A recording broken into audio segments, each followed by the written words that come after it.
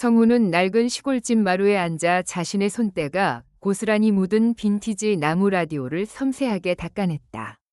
그의 커다란 손이 작은 다이얼과 매끄러운 나무 표면 위를 조심스럽게 오갔다.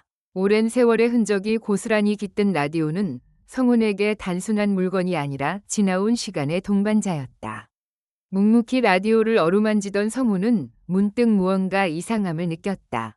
그가 고이 간직했던 라디오에서 갑자기 지지직 하는 거친 소음이 터져나왔고 이내 모든 소리가 멎으며 먹통이 되어버렸다. 성훈은 하던 일을 멈추고 돋보기 안경을 코끝에 걸쳤다.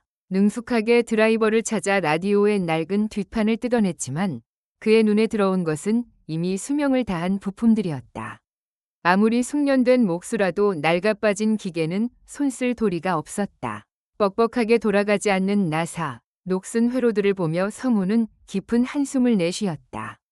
그 라디오는 그의 젊은 시절부터 함께한 소중한 존재였다. 마치 자신의 몸 어딘가가 고장난 것처럼 씁쓸한 감정이 밀려들었다. 라디오 수리의 난항을 겪던 바로 그때 그의 곁에 놓인 낡은 휴대폰이 윙하고 진동했다. 화면에는 도시에서 살고 있는 딸, 은서의 이름이 선명하게 떠올랐다. 성훈은 잠시 망설이다 전화를 받았다. 수화기 너머에서 은서는 무거운 목소리로 이번 주말에 시골집으로 내려가겠다고 알렸다. 아버지, 드릴 말씀도 있고 라는 은서의 말은 왠지 모를 불안감을 동반했다. 딸의 방문 소식에 성훈의 마음은 다시 바빠졌다. 비걱거리는 대문을 직접 깎고 다듬기 시작했다. 거친 나무 표면을 매끄럽게 갈아내고 낡은 경첩에 기름칠을 하며 삐걱대던 소리를 잠재웠다. 오랫동안 묵묵히 자신의 자리를 지켜온 대문은 성훈의 손길 아래 다시 견고해졌다. 그는 마당 평상을 솔로 박박 닦아냈고 집안 구석구석 쌓인 먼지를 쓸고 닦았다. 딸 은서와 어린 손자 찬우를 맞을 준비로 성훈의 시골집은 오랜만에 활기를 띠기 시작했다. 그의 낡은 손은 그 어떤 것 하나도 허투루 대하는 법이 없었다. 모든 물건에 마음을 쏟아내는 성훈의 모습은 딸과 손자를 향한 깊은 애정을 담고 있었다. 주말 오후 은서와 손자 찬우가 낡은 시골집 마당에 차를 세우고 집으로 들어섰다. 흙먼지 날리는 마당과 허름한 외벽은 도시에서 온 은서의 눈에 영 탐탁지 않았다. 비거덕거리는 현관문을 열고 들어선 은서는 집안의 풍경에 다시 한번 깊은 한숨을 내쉬었다. 거실 한켠에는 성훈이 그렇게나 아끼던 낡은 라디오가 고장난 채 놓여 있었고 비걱거리는 낡은 선풍기는 언제 멈출지 모르는 위태로운 소리를 내고 있었다. 세월의 흔적이 고스란히 묻어나는 빛바랜 가구들이 은서의 눈에는 그저 쓸모없는 덩어리로 보일 뿐이었다. 은서는 성훈에게 숨기지 않고 자신의 생각을 드러냈다. 아버지, 이 오래된 가구들도 그렇고 라디오도 고장났잖아요. 다 새 걸로 바꾸세요. 은서의 목소리에는 단호함이 섞여 있었다. 그녀는 최근 회사에서 희망퇴직 압박을 받다가 결국 해고 통보를 받은 참이었다. 갑작스레 모든 것이 불확실해진 상황에서 은서는 자신이 더 이상 쓸모있는 존재가 아닌 것 같은 불안감에 시달리고 있었다. 낡고 고장난 물건들을 볼 때마다 은서는 마치 자신의 처지를 마주하는 듯한 불편한 기색을 내비쳤다. 성훈이 혼자 이 낡은 시골집에 남아 늙어가는 모습은 은서에게 큰 걱정거리였다. 그러나 자신이 돌볼 형편이 못 된다는 현실적인 벽에 부딪히자 은서의 마음은 더욱 조급하고 예민해졌다. 그녀는 문득 낡은 괴종시계 옆에 놓인 성훈의 빛바랜 젊은 시절 사진을 응시했다. 사진 속 굳건했던 아버지의 모습과 현재의 낡은 집, 그리고 자신의 불안정한 처지가 한데 뒤섞여 은서의 눈동자에는 복잡한 그림자가 어렸다. 성훈은 은서의 그런 속마음을 알 리 없다는 듯 조용히 차를 마시고 있었다. 저녁 식사를 마친 고요한 시간, 은서의 마음속에는 복잡한 계획들이 엉켜 있었다. 그녀는 낡은 집과 홀로 남겨질 성훈을 보며 자신이 처한 불안정한 상황 속에서도 어떻게든 아버지를 위한 최선의 길을 찾아야 한다는 강박에 시달렸다. 도시에서의 해고 통보가 은서 자신을 쓸모없어진 존재로 몰아붙였기에 그녀는 성훈 역시 낡은 물건처럼 방치되어서는 안 된다고 생각했다. 은서는 애써 침착한 목소리를 가장하며 찻잔을 내려놓았다. 찬우는 할아버지 옆에서 그림을 그리고 있었지만 은서의 시선은 오직 성훈에게 꽂혀 있었다. 아버지, 이제 이 집 정리하고 편하게 지내실 수 있는 실버타운 알아보는 게 어때요? 은서의 말은 차분했지만 그 속에는 아버지에 대한 걱정과 함께 자신의 미래를 어떻게든 안정시키려는 조급함이 묻어 있었다. 그녀는 이것이 합리적이고 실용적인 최선의 선택이라고 스스로를 설득하고 있었다. 그 말에 성훈의 손에 들려있던 낡은 나무 라디오가 쿵 소리를 내며 마루에 떨어졌다. 그 소리에 찬우마저 고개를 들었다. 평소라면 라디오의 작은 흠집에도 아쉬워했을 성훈이었지만 지금 그의 눈에는 그 어떤 것도 들어오지 않았다. 그의 얼굴은 순식간에 차갑게 굳어버렸고 오랫동안 묵묵히 삶을 지탱해온 노목수의 굳건함 뒤로 깊은 상실감이 번져나갔다. 성훈은 딸의 입에서 나온 정리라는 말에 자신이 마치 한때는 소중했지만 이젠 쓸모없어진 낡은 물건처럼 딸에게 처분되어야 할 존재가 된 것 같은 기분이 들었다. 평생을 손때 묻은 물건들을 고치고 다듬으며 살아온 성훈에게 버린다는 개념은 너무나도 낯설고 고통스러운 것이었다. 성훈은 천천히 고개를 들었고 그의 눈빛은 은서를 향해 쏘아붙였다. 내 몸 내가 건사한다. 쓸데없는 소리 말고 갈 길 가라. 그의 목소리에는 억눌렸던 분노와 함께 딸에게조차 이해받지 못한다는 깊은 외로움이 섞여 있었다. 성훈은 자신의 삶의 터전이자 자부심인 이 낡은 집이 딸에게는 그저 정리되어야 할 짐덩이로 취급된다는 사실에 치미는 울화를 참을 수 없었다. 성훈의 단호한 외침에 마루에 흐르던 작은 옹기마저 삽시간에 얼어붙었다. 찬우는 할아버지의 격한 반응에 놀라들고 있던 색연필을 떨어뜨렸고 그림은 바닥에 뒹굴었다. 은서는 성훈의 매서운 눈빛을 피하지 못하고 그저 입술을 깨물었다. 그녀의 마음속에서는 아버지의 걱정 때문에 꺼낸 말인데 하는 서운함과 한편으로는 아버지의 뿌리 깊은 고집에 대한 답답함이 뒤섞여 파도쳤다. 길고도 무거운 침묵이 낡은 집안을 가득 메웠다. 시계 초침 소리마저 멈춘 듯한 정적 속에서 부녀 사이에 보이지 않는 벽은 더욱 두터워지고 있었다. 결국 그 침묵을 견디지 못한 은서는 답답함에 마른 기침을 터뜨렸다. 그녀는 마루에 흩어진 찬우의 색연필과 그림을 대충 주워 품에 안고 찬우의 작은 손을 잡아 끌었다.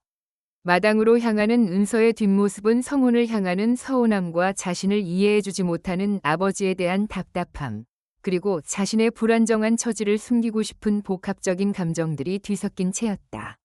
낡은 대문이 삐걱거리며 닫히는 소리가 고요한 저녁 공기를 길게 갈랐고 그 소리는 마치 부녀 사이에 멀어진 거리를 상징하는 듯했다. 성훈은 마루에 홀로 남아 차게 식어버린 라디오를 말없이 응시했다. 성훈은 마루 평상에 홀로 앉아 있었다. 차게 식어버린 라디오는 여전히 묵묵부답이었다.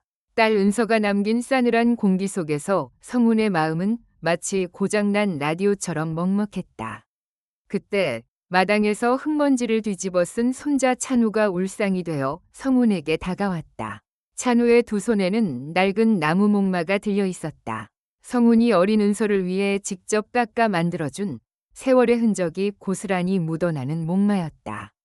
찬우는 부러진 목마의 다리를 성훈에게 내밀며 더 이상 탈 수 없게 되었다고 울먹였다. 그 순간 은서가 방문을 열고 나와 마당으로 향했다. 은서는 찬우의 손에 들린 목마를 흘끗 보더니 피곤한 기색 역력한 얼굴로 무심하게 말했다. 새 걸로 사줄게. 버려. 은서의 말은 마치 무심한 칼날처럼 성훈의 마음에 박혔다. 낡고 쓸모없어진 것은 미련 없이 버려야 한다는 은서의 단호한 태도는 성훈에게 라디오와 목마를 넘어 자신의 존재마저도 그렇게 치부되는 것 같은 서늘한 기식감을 안겼다. 성훈은 손때 묻은 목마를 천천히 받아들었다. 돋보기 안경을 쓰고 부러진 다리 부분을 찬찬히 살피는 성훈의 눈빛에는 깊은 회한과 함께 묵직한 고집이 깃들어 있었다. 성훈은 찬우의 머리를 쓰다듬으며 조용히 입을 열었다. 찬우야, 물건에는 다 기억이 있단다. 할아버지가 은서 내 엄마 어릴 때 밤새워 깎아준 거야. 주인이 기억해주고 정성을 들이면 다시 살아난단다. 성훈의 낮은 목소리 속에는 단순히 낡은 물건을 고치는 것을 넘어선 어떤 소중한 가치를 지켜내려는 의지가 담겨 있었다. 은서는 성운의 말을 듣고 굳게 다물었던 입술을 잠시 비틀었다. 어쩌면 그 말은 지금 불안감에 휩싸여 모든 것을 버리고 새로 시작하려는 자신에게 하는 말처럼 들렸는지도 모른다. 은서는 복잡한 감정 속에서 흙 묻은 찬우의 손을 억지로 잡아 끌며 집 안으로 들어섰다. 밤이 깊어지고 시골집 마당에는 풀벌레 소리만 가득했다. 성우는 불이 환하게 켜진 작은 작업실에 앉아 있었다. 그의 앞에는 부러진 나무 목마가 놓여 있었다. 성우는 오랜 세월 갈고 닦은 손기술로 새 나무 조각을 깎기 시작했다. 투박하지만 섬세한 손놀림으로 나무 조각을 다듬고 부러진 부분을 잇대어 붙였다. 달아해진 목마의 몸통에는 오래된 기름을 먹여 윤기를 되살렸고 삐걱거리는 바퀴는 꼼꼼히 조여주었다. 성운의 얼굴에는 고된 집중과 함께 잊혀지고 버려질 뻔했던 것을 다시 살려내려는 장인의 고집스러운 표정이 역력했다. 은서는 좀처럼 잠을 이룰 수 없었다. 자꾸만 성운의 작업실에서 새어나오는 희미한 불빛과 나무 깎는 소리가 신경 쓰였다. 잠시 후 은서는 조심스럽게 방문을 열고 마루로 나섰다. 어두운 마루 끝 작업실 문틈으로 성운의 굽은 등이 보였다. 성운은 돋보기 안경 너머로 땀방울을 송골송골 맺은 채 목마에 온 신경을 쏟고 있었다. 그 모습은 낡은 물건에 생명을 불어넣는 연금술사처럼 경건하고 숭고해 보였다. 은서는 문틈에 기대어 그 모습을 한참이나 지켜보았다. 성운의 땀방울이 목마의 나무결에 스며드는 것을 보며 은서의 마음속 깊은 곳에서도 알 수 없는 감정의 파고가 일렁였다. 단순히 낡은 목마를 고치는 아버지가 아니라 버려질 뻔한 무언가를 다시 일으켜 세우는 성운의 손길에서 은서는 차마 입 밖으로 내뱉지 못했던 자신의 상처와 불안감을 마주하는 듯했다. 그녀의 눈빛은 흔들렸고 자신의 선택이 과연 옳았는지 스스로에게 되묻는 듯한 복잡한 그림자가 스쳐 지나갔다. 성운이 목마에 부러진 다리를 조심스럽게 맞추는 모습을 지켜보던 은서는 아득한 과거 속으로 빠져들었다. 어린 시절 은서가 실수로 찢어온 공책을 성운은 밤새 꿰매어주며 아무렇지 않은 듯 다음날 아침 건넸다. 고장난 인형이나 삐걱거리는 로봇 장난감도 언제나 버려지지 않았다. 젊은 성운의 투박하지만 따뜻한 손길이 닿으면 어떤 물건이든 신기하게 다시 제 기능을 찾고 생명력을 얻곤 했다. 그때마다 은서는 마치 마법을 본 듯 눈을 반짝였다. 하지만 지금 해고 통보를 받은 자신의 처지는 마치 쓸모없어져 버려진 물건처럼 느껴졌다. 도시의 치열한 경쟁 속에서 잠시 멈춰선 은서는 스스로가 고장난 기계가 된 것 같았다. 성운에게 실버타운을 제안하며 낡은 것들을 버리라 했던 자신의 말이 사실은 자신이 느끼는 불안감과 무력감을 투영한 것이었음을 은서는 비로소 깨달았다. 그녀는 자신이 얼마나 이기적이고 어리석었는지 마음 깊이 후회했다. 다음 날 아침 은서가 눈을 떴을 때 집안 공기가 전날과는 확연히 달랐다. 낡은 선풍기가 삐걱거림 없이 시원한 바람을 토해내고 있었고 찬후에 부러졌던 나무 목마는 어제보다 더 튼튼하고 윤기가 나는 모습으로 마루 한켠에 놓여 있었다. 심지어 은서가 낡아서 버리려 했던 자신의 오래된 노트북 충전기마저 완벽하게 고쳐져 있었다. 성운의 작업실은 밤새 불이 켜져 있었음을 짐작하게 했다. 은서는 말없이 고쳐진 물건들을 하나씩 쓰다듬었다. 마당에서 짐을 챙기던 은서에게 성운이 다가왔다. 그의 얼굴에는 밤샘 작업의 피곤함이 역력했지만 눈빛만은 맑고 따뜻했다. 성운은 무뚝뚝하지만 진심을 담아 말했다. 은서야, 사람도 기계도 오래 돌리다 보면 나사가 좀 풀리고 삐걱댈 때가 있어. 그럴 땐 버릴 게 아니라 뭐가 문제인지 잘 보고 기름 좀 치고 닦아주면 돼. 잠시 쉬게 해주면 된다. 너도 너무 다 너 혼자 애쓰지 말고 좀 쉬어가며 해라. 성운의 말은 은서의 심장을 관통했다. 그것은 단순히 낡은 물건에 대한 이야기가 아니었다. 회사에서 쓸모없어졌다고 느끼며 불안감에 시달리던 은서의 마음을 아버지는 꿰뚫어보고 따뜻한 위로를 건넨 것이었다. 그의 투박한 조언 속에는 지친 딸을 향한 한없는 사랑과 염려가 담겨 있었다. 참았던 눈물이 기어코 터져 나왔다. 은서는 그 자리에서 성훈 앞에 무릎을 꿇었다. 그녀의 목소리는 울음으로 갈라졌지만 진심만은 또렷했다. 죄송해요, 아버지. 제가 못나서 아버지를 짐으로 생각했어요. 저도 고장난 줄 알았어요. 은서의 눈물은 뜨거웠지만 그녀의 마음은 놀랍도록 차분했다. 성훈을 실버타운에 보내려던 은서의 계획은 미련 없이 취소되었다. 은서는 이제 아버지의 낡은 물건들을 바라보며 비효율이 아닌 오랜 시간과 이야기가 깃든 귀한 존재로 여겼다. 자신의 불안함이 빚어낸 오해가 얼마나 큰 상처를 줄 뻔했는지 은서는 깨달았다. 그녀는 도시의 번잡함과 경쟁 속에서 잊고 있던 소중한 가치를 아버지에게서 다시 배우기로 결심했다. 그 후로 주말마다 은서는 찬호와 함께 시골집으로 향했다.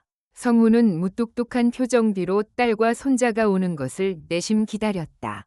성훈은 은서에게 나무를 다루는 법, 낡은 가구에 새 생명을 불어넣는 기술을 차근차근 가르쳤다. 처음에는 서툴렀던 은서의 손끝에도 점점 아버지의 따뜻한 손길이 묻어나기 시작했다. 찬우는 할아버지와 엄마가 함께 일하는 모습을 보며 그 옆에서 작은 나무 조각을 가지고 놀거나 오래된 물건들의 신기한 이야기에 귀 기울였다. 때로는 성훈의 작업실 한 구석에 앉아 돋보기 안경을 낀 채 작은 부품을 들여다보는 성훈을 흉내내기도 했다. 몇 달이 흘렀을까? 성훈의 시골집 대문 옆에는 작지만 따뜻한 변화가 생겼다. 성훈이 직접 깎고 다듬어 만든 성훈 앰퍼샌드 은서 수리점이라는 아담한 나무 간판이 걸렸다. 간판의 글씨는 투박했지만 그 안에는 새로운 시작에 대한 희망이 가득했다. 이제 성훈과 은서는 마주보고 앉아 동네 이웃들의 낡은 물건들을 고쳤다. 비걱거리는 의자, 소리나지 않던 라디오, 멈춰버린 괴종시계까지. 성훈의 노련한 손길과 은서의 세심한 관찰력이 더해져 고장났던 물건들은 다시금 생생한 소리를 내거나 본래의 역할을 되찾았다. 물건이 고쳐질 때마다 두 사람의 얼굴에는 환한 웃음꽃이 피어났다.